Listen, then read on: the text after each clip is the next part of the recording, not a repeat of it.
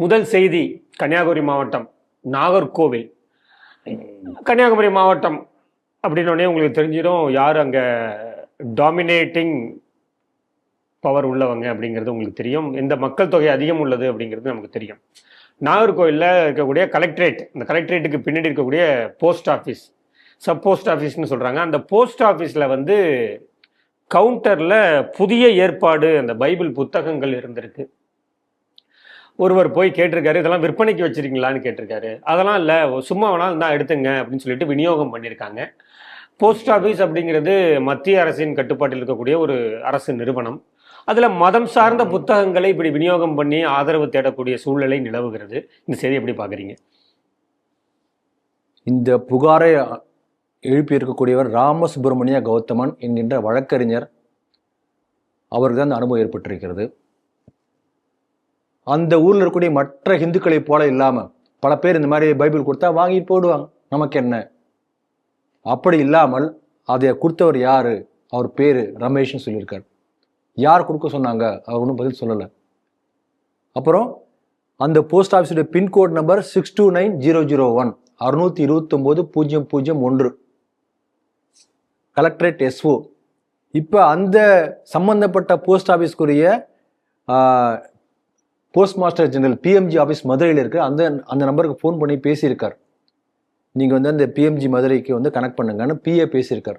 இல்லை, கனெக்ட் பண்ண முடியாது, நான் பேசி ஆகணும். இந்த மாதிரி வந்து போஸ்ட் ஆஃபீஸில் வந்து பைபிள் விநியோகம் நடந்துட்டு இருக்கு. இது என்ன கோஸ்பல் ஆஃபீஸா, போஸ்ட் ஆஃபீஸா, சென்ட்ரல் கவர்மெண்ட் ஆஃபீஸா, இல்லை வேற ஏதாவது பைபிள் சர்ச்சோடைய எக்ஸ்டென்ஷன் கவுண்டரா என்று கேட்ட பிறகு கூட மறுத்திருக்கிறார். அப்புறம் இதே போல சொல்லியிருக்கார், ஸ்ரீ டிவியில் பற்றி நான் புகார் அளிக்க போகிறேன், ஊடகங்களில் வரப்போகிறது என்று சொன்ன பிறகு சொல்லி அதன் பிறகு இமெயில் மூலமாக புகார் அளித்திருக்கிறார். அதனால ஒரு தன்மானமுள்ள ஹிந்துவாக தன்னுடைய கடமையாற்றியிருக்கின்ற ராமசுப்ரமணிய கௌதம் அவர்களுக்கு ஒரு பெரிய ஹேட்ஸ் ஆஃப், ஒரு பாராட்டுதல்கள். இதே போல ஒவ்வொரு ஹிந்துவும் செயல்படும், அதுக்கு முன்னுதாரணமாக இருந்திருக்கிறார். இது நீங்க பார்த்தீங்கன்னா ஏற்கனவே கன்னியாகுமரி மாவட்டத்தை நீங்க சொன்னது போல 80களிலேயே அவங்க முயற்சி ஆரம்பிச்சாங்க. கிட்டத்தட்ட சரி பாதியை நெருங்கிய சமயம் 49-50% வந்து கிறிஸ்தவர்கள் அப்பயே வந்தாச்சு. அப்ப பெயரே வந்து கன்னியாகுமரி என்பது காலங்காலமா இருக்கக்கூடிய பெயர். குமரிமனை என்று சொல்கிறோம். கன்னியாகுமரி தேவி பகவதி தவம் இருந்த இடம். இறைவனை பார்த்து வடக்க பார்த்து தவம் இருக்கிறாங்க. அந்த கன்னியாகுமரி என்கின்ற மாவட்டத்தினுடைய பெயரே கன்னிமேரி மாவட்டம் என்று மாற்றுவதற்காக முயற்சி நடந்தது. அப்பவே 80களில்.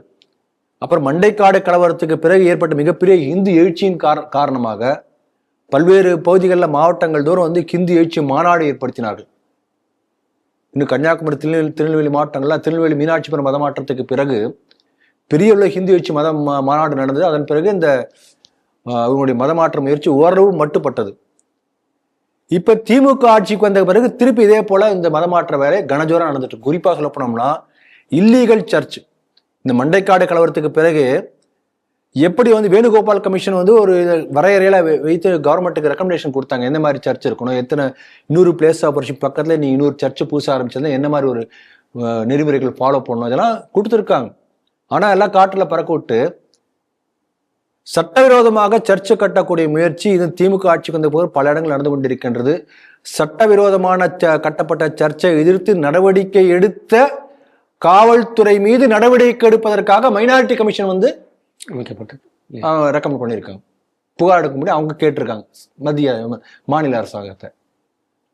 அப்ப சட்டவிரோதமாக சர்ச்சு பண்ணலாம், அதை புகார் வந்ததுக்காக அதை நடவடிக்கை எடுத்த காவல்துறை மீது நடவடிக்கை எடுக்கணும். மைனாரிட்டி கமிஷன் எதுக்கு இருக்கு? சட்டவிரோதமான செயலை ஊக்குவிக்க இருக்கா?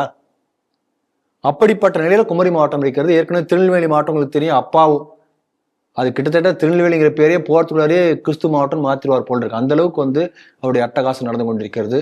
கவர்மெண்ட் எக்ஸிபிஷன்ல கவர்மெண்ட் பொருட்காட்சியில கிறிஸ்துவ அலுவலியா பாட்டெல்லாம் பாடிக்கொண்டிருக்கிறது. அந்த அளவுக்கு அந்த மாவட்டத்தை மாற்றிக் கொண்டிருக்கிறார். இப்ப கன்னியாகுமரி மாவட்டத்துல இந்த அளவுக்கு வந்து மாநில அரசு நிர்வாகமே இந்த அளவுக்கு தான் இருக்கு. அது ஒரு பக்கம். மத்திய அரசுடைய அலுவலகத்தில் எப்படி இது மாதிரி நடக்கலாம்? ஆகவே ஒரு நல்ல முயற்சி எடுத்திருக்கிறார். மத்திய அரசு அதிகாரிகள் உடனே நடவடிக்கை இருக்கணும், அவரை சஸ்பெண்ட் பண்ணணும். அந்த போஸ்ட் ஆஃபீஸில் உள்ள எல்லா அதிகாரிகள், மேல் அதிகாரிகள், அவங்க ஆதரவு இல்லாமல் எப்படி பண்ணியிருக்க முடியும்? அத்தனை பேர் மீது நடவடிக்கை எடுக்கணும். அதனால என்னுடைய வேண்டுகோள்னா சிடிவி நேயர்கள் நீங்க, நான் அந்த நம்பர் சொல்றேன், நோட் பண்ணிக்கோங்க. அந்த மதுரையினுடைய போஸ்ட் மாஸ்டர் ஜெனரல் ஆஃபீஸ்க்கு ஒருத்தர் ஃபோன் பண்ணி அவர் கேளுங்க, எப்படி இது மாதிரி நடக்கலாம், நடவடிக்கை எடுங்க, என்ன நடவடிக்கை எடுக்க போறீங்க கேட்கணும். ஒவ்வொருத்தரும் கேட்கணும், ஒவ்வொரு இந்துக்களும் நேயர்களும் கேட்கணும். புகாரையுமே இமெயிலாவும் அனுப்பணும். அதே போல அந்த பகுதியில் உள்ள, அந்த மாவட்டத்தில் உள்ள, அந்த கன்னியாகுமரி நாகர்கோவில் பகுதியில் உள்ள விஸ்வ இந்து பரிஷத், ஹிந்து மண்ணி போன்ற ஹிந்து அமைப்புகள், மற்ற ஹிந்து அமைப்புகள் புகார் பண்ணணும். அந்த போஸ்ட் ஆஃபீஸ்ல மறியல் பண்ணணும், தர்ணா பண்ணணும். ஹிந்துக்களுடைய எதிர்ப்பை காட்டினால் மட்டுமே இப்படிப்பட்ட செயல்கள் மீண்டும் நடக்காமல் தடுக்க முடியும். அதனால நான் அந்த நம்பர் சொல்றேன். கலெக்டரேட் SO 629009 என்பது pincode 629001. Phone number 6452253244. PMG Madurai, அந்த ஆபீஸுடைய ஃபோன் 6452253244. இதான் நம்பர். இதே போல தொடர்ந்து பாத்தீங்கன்னா ஒரு ஊர் பேரை மாத்துறது. இல்ல, அதுதான் நான் கேள்வியாக கேட்கணும்னு நினைச்சேன். இதோட முடியல அந்த முதல் கேள்வி. இப்போ இது ஃபர்ஸ்ட் போர்ஷன் நாகர்கோவில் சம்பந்தப்பட்டது, இதை பேசிட்டீங்க. இப்போ திருச்சி பக்கம் லால்குடி பக்கத்துல சொக்கலிங்கபுரம்னு சொல்லிட்டு ஊர் பேரு, கிரைஸ்ட் த கிங்குங்கிற ஒரு மெட்ரிகுலேஷன் ஸ்கூலு. அந்த ஸ்கூல் போர்டுல என்ன பேர் வச்சிருக்காங்க அப்படின்னா அசீசிபுரம் அப்படின்னு சொல்லிட்டு பேரை மாத்தி வச்சிருக்காங்க. இது குறித்து இப்போ சர்ச்சை கிளம்பி இருக்கிறது. இந்து முன்னணி தங்களுடைய கண்டனத்தை பதிவு பண்ணியிருக்காங்க. அடுத்தது இந்த செய்தி எப்படி பாக்குறீங்க? பொதுவாக என்ன பண்ணுவாங்க தெரியுங்களா, இந்த ஸ்கூல் மாத்துறாங்க இல்லையா, அப்புறம் என்ன பண்ணுவாங்கன்னா அந்த ஊர்ல உள்ள இன்னும் 4-5 கிறிஸ்துவர்களுக்கு என்ன பண்ணுவாங்கன்னா, நீங்க லெட்டர் போடுங்க. என்னென்ன லெட்டர் போடுங்க, அசீசிபுரம் என்ற பெயர் வச்சு லெட்டர் போடுங்க. அது மாதிரி லெட்டர் போடுவாங்க. அப்படின்னா என்னன்னு கேட்பாங்க. சொக்கலிங்கபுரம் தான் அசீசிபுரம் தெரியாத உங்களுக்கு, பிராக்கெட்ல சொக்கலிங்கபுரம். அப்புறம் கொஞ்ச நாள் கழிச்சு அதெல்லாம் பிராக்கெட்டே இருக்காது, அசீசிபுரம் தான் இருக்கும். அப்புறம் மெதுவா ஒரு ஓரமா ஒரு போர்டை நடுவாங்க. அப்படி கொஞ்சம் கொஞ்சமா இந்த ஒரு டென்ட்டுக்குள்ளார மூக்கு நுழைத்த ஒட்டகம் டென்ட்டே ஆக்கிரமிச்சு சொல்லுவாங்களே, அதே போல கொஞ்சம் கொஞ்சமாக அந்த பெயரை மாற்றி விடுவார்கள், அடையாளத்தை அழித்து விடுவார்கள். அப்போ ஒரு இடத்துடைய புராதனமான அடையாளம், அதோடைய ஹிஸ்டரி, அதோடைய வேர் என்ன, கலாச்சாரம் என்ன, அந்த பாரம்பரியத்தை அழிக்கக்கூடியது இந்த கிறிஸ்துவம். பேர் மாற்றம் மட்டும் இல்லை, பேர் மாற்றத்தின் மூலமாக பாரம்பரியம் மாறுகிறது. இப்ப நீங்க பாத்தீங்கன்னா இதே போல முஸ்லீமும் பெரிய வித்தியாசம் கிடையாது. நீங்க திருவல்லிக்கேணி நெடுஞ்சாலைன்னு இருக்கு, சேப்பாக்க ஸ்டேஷன்ல இருந்து ஆரம்பித்து கடைசியில் ஐசோஸ் வரைக்கும் முடியக்கூடிய அந்த நெடுஞ்சாலைக்கு பேரு திருவல்லிக்கேணி நெடுஞ்சாலை. ஆனா நீங்க வரிசையா கடையில போனீங்கன்னா நம்பர் 3, நம்பர் 4, நம்பர் 5, அது கிட்டத்தட்ட ஒரு 2000-3000 கடை இருக்கும். பெரிய ஒரு 3-4 கிலோமீட்டர் இருக்கு அந்த ரொம்ப பெரிய லாங்கஸ்ட் ரோடு. அந்த ரோட்ல சில கடைகள்ல பாத்தீங்கன்னா திருவல்லிக்கேணி நெடுஞ்சாலைன்னு போட்டிருப்போம், அல்ல TH ரோடுன்னு போட்டிருப்பான், அதெல்லாம் ஹிந்து கடை. சில கடைகளை பாத்தீங்கன்னா காயிதே மில்லத் சாலைன்னு போட்டிருப்போம். அந்த பெயர் எங்கிருந்து வந்தது? எங்கிருந்து வரல, இவங்களா வச்சுக்கிறது. இப்படி பெயர் மாற்றம் செய்வதன் மூலமாக அந்த பெயரே நிரந்தரமாக மாற்ற ஒரு முயற்சி. அரசாங்கம் அந்த மாதிரி பெயர் மாத்தல, கெசட்ல மாத்தல, போஸ்ட் ஆபீஸ்ல மாத்தல, எந்த கவர்மெண்ட் ரெக்கார்ட்ல மாத்தல, ரெவென்யூ ரெக்கார்ட்ல மாத்தல. ஆனால் இவர்களா முடிவு பண்ணி பெயர் மாற்றுகிறார்கள், அடையாளத்தை மாற்றுகிறார்கள். அப்பா பேரை விட்டுட்டு தனக்கு தானே பேர் வச்சுக்கிற மாதிரி, அந்த மாதிரி தான். ஆகவே இது எல்லாம் நம்ம கடுமையாக எதிர்க்கணும். பாரு, சென்னிமலையே பேரை மாற்ற முயற்சி பண்ணிருக்காங்க. சென்னிமலையுடைய சென்னிமலைங்கிறது முருகனுக்குடைய மலையே எல்லாருக்கும் தெரியும். இது பல இடங்கள்ல சித்தூர் பக்கத்துல பாத்தீங்கன்னா மலையே சிலுவை நட்டு அந்த மலைக்கு ஒரு பேர் இருக்கும், வேற பேரை வச்சிருவாங்க. அப்புறம் அந்த பேரே புழக்கத்துக்கு வந்துடும். பாருங்க, ராமலிங்க வள்ளலார் உங்களுக்கு தெரியும், அருட்பிரகாசர், அருட்பெரும் ஜோதி, தனிப்பெரும் கருணை என்று சொன்னவர். அவருடைய பாடல்கள்லாம் எடுத்து பார்த்தீங்கன்னா முருகனை பத்தி பல பாடல் பாடியிருக்கார், சரஸ்வதி பத்தி பாடியிருக்கார், லக்ஷ்மி பத்தி பாடியிருக்கார், சிவனை பத்தி பாடியிருக்கார். எல்லா ஹிந்து கடவுளையும் பாடக்கூடிய, நெற்றி முழுக்க திருநீர் பூசி ஜோதி வடிவமாக இறைவனை பாடக்கூடியவர் ராமலிங்க அடிகள்.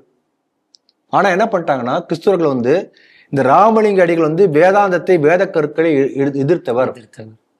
இவர் தனி, இது தனி கல்ட், ஹிந்து மதமே கிடையாது.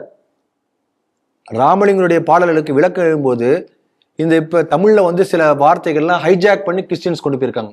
பரிசுத்த, வேதாகம, சுவிசேஷ, இப்படிலாம் இருக்கும், பிரார்த்தனை, இதெல்லாம் பல வார்த்தைகள் நீங்க பார்க்கலாம். இதெல்லாம் அவனுக்கு கர்த்தர், இதெல்லாம் அவனுக்கு சொந்தமான மாதிரி ஆயிடுச்சு. இப்படிப்பட்ட வார்த்தைகளை மட்டுமே வைத்து ராமலிங்கருடைய பாடல்களுக்கு ஆண்டவராகிய ஆண்டவரை அப்படின்னு போட்டிருப்பாங்க. ராமலிங்கனுடைய பாடல்கள் விளக்கம் எழுதி கிட்டத்தட்ட கிறிஸ்டனைசேஷன் ஆஃப் ராமலிங்க வள்ளலார் ஆரம்பித்திருக்கிறது. இது எங்க போய் முடியும் தெரியாது. அப்ப நம் நாட்டினுடைய பக்திமான்களை, தேசிய தலைவர்களை கிறிஸ்துவமயமாக்கிறார்கள், ஊரை கிறிஸ்துவமயமாக்குறாங்க. ஆளை மட்டும் மாத்துறது இல்லை. இந்த அஜெண்டா என்னன்னா, ஐடென்டிட்டியை மாற்றினோம்னா கொஞ்சம் கொஞ்சமா அவங்க எல்லாமே அந்த நாடு முழுக்க, அந்த பகுதி முழுக்க கிறிஸ்துவமயமாகிவிடும். அப்படிப்பட்ட பெரிய முயற்சி நடக்கிறது. அதனால இதை எதிர்த்து ஒவ்வொருத்தரும் நாம் குரல் கொடுக்கணும். இப்படிப்பட்ட விழிப்புணர்வை ஏற்படுத்திய ஸ்ரீ டிவிக்கு நன்றி தெரிவித்துக் கொள்கிறேன். அதே போல ராமசுப்பிரமணிய கௌதமன் வழக்கறிஞர் அவர் எடுத்த முயற்சி பாராட்டுதலுக்குரியது. அவருக்கு உறுதுணையாக ஸ்ரீ டிவி நேயர்களும் இருக்க வேண்டும். அதே போல அந்த பகுதி உள்ள மற்ற ஹிந்து அமைப்புகள் உறுதுணையாக செயல்பட வேண்டும் என்று என்னுடைய கோரிக்கை.